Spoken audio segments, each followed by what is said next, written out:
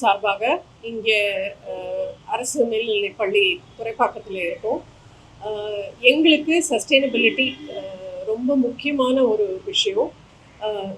அதில் பல விஷயம் நாங்கள் செஞ்சிட்ருக்கோம்.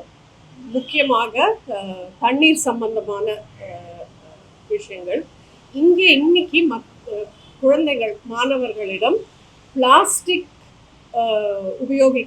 உபயோகித்தால் வரக்கூடிய ஒரு பேட் எஃபெக்ட்ஸை பற்றி பேசுகிறோம். தமிழ்நாடு கவர்மெண்ட் மீண்டும் மஞ்சப்பை அப்படிங்கிற ஒரு இனிஷியேட்டிவை எடுத்திருக்காங்க. ரொம்பவும் தேவையான ஒரு இனிஷியேட்டிவ் நம்ம சொசைட்டிக்கு. ஏன்னா மைக்ரோ பிளாஸ்டிக்ஸ் மூலம் வரக்கூடிய வினைகள் அளவற்றவை.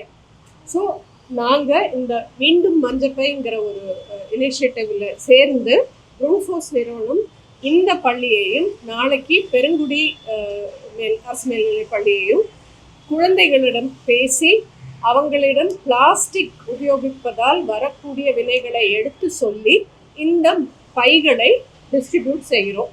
ஸோ இன்றைக்கி இந்த இவெண்ட்டில் கலந்துண்டு லாங் டேர்முக்காக இந்த குழந்தைங்க வளர்ந்து பெரியவர்களாக வரும்போது ஒரு அவேர்னஸ் ரொம்ப முக்கியமாக இருக்குது. ஒவ்வொருத்தரும் நினைத்து ஒவ்வொருத்தர் செய்யும் செயலில் ஒரு மாற்றத்தை கொண்டு வந்தால் தான் நீண்டிக்கிற ஒரு ஒரு மாற்றம் நமக்கு தெரியும். இந்த ஒரு விஷயத்தில் சேர்ந்து இவங்களோடு இந்த இனிஷியேட்டிவில் பார்ட்டிசிபேட் பண்ணினதில் ப்ரூன்ஃபோர்ஸுக்கு ரொம்ப பெருமையாக இருக்குது. நன்றி.